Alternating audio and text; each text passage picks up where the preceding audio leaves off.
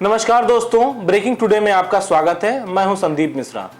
लखनऊ विकास प्राधिकरण में कुछ दिन पहले मतलब 2017 में जो है एक बाबू हुआ करते थे मुक्तेश्वर ओझा, जिनका बड़ा वर्चस्व हुआ करता था, बड़ा नाम हुआ करता था।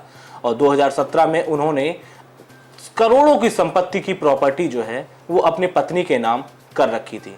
मामला खुला, उनके ऊपर कार्रवाई हुई, जांच हुई और उसके बाद उन्हें जो है कार्य मुक्त कर दिया गया एलडीए की तरफ से। कई अधिकारियों ने जांच की, उसके बाद कुछ महीने बाद रिपोर्ट भी सबमिट की गई।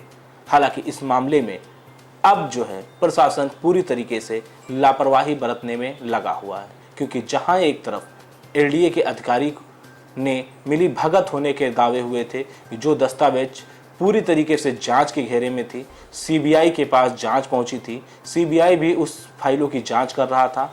हालांकि अब जो 2017 में इसकी पूरी तरीके से जांच चल रही थी, वो जांच ठंडे बस्ते में चली गई है।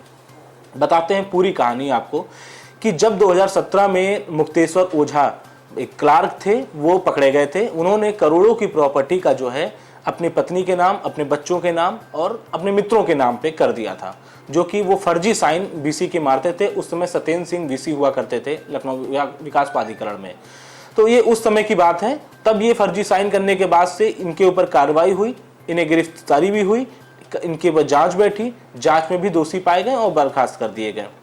मामला सीबीआई के पास पहुंचता है। सीबीआई लगातार एलडीए से इनकी फाइलें मांगता है। तकरीबन 100 फाइलें अभी तक सीबीआई के पास पहुंच चुकी हैं, लेकिन और आधे से ज़्यादा फाइलें एलडीए से गायब हो चुकी हैं, लेकिन अभी तक उन पे कोई कार्रवाई नहीं हुई।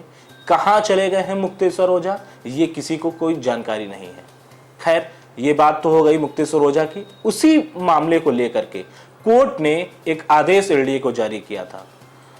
उस आदेश के अंतर्गत 30 फरवरी को कोर्ट ने कहा था कि आपको पेश होना है, आपको आना है यहाँ पे दस्तावेज लेकर के कि आखिर, क्योंकि कई ऐसे मामले थे मुक्तेश्वर के, एक कोई मामला नहीं था, कई मामले प्रकाश में आए थे इसको लेकर के। तो अब एलडीए जब 30 तारीख को जब वहां पहुंचा नहीं, क्योंकि 28 फरवरी का मंथ होता है, तो निश्चित तौर पे कोई गया नहीं, उसको सब भूल गए।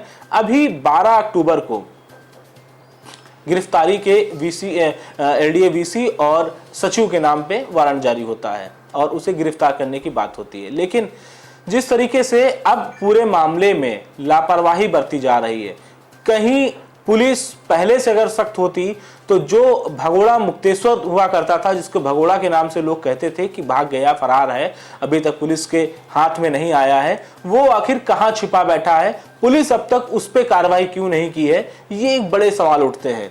क्योंकि करोड़ों की प्रॉपर्टी का इधर उधर बंदरबाट करना, फर्जी साइन करना, लेकिन अभी तक मुक्तेश्वर के ऊपर एलडीए की तरफ से या प्रशासन की तरफ से कोई कार्रवाई नहीं की गई है। हालांकि फाइलों पे मामले दबे हुए हैं, आधे ज्यादा फाइलें गायब हो चुकी हैं, कुछ फाइलों पे काम चल रहा है, लेकिन अभी तक कोई कार्रवाई नहीं हुई, क्योंकि बड़ी पहुंच, बड़ा पैसा, बड़ा रुतबा होने के नाते वो बसता चला जा रहा है।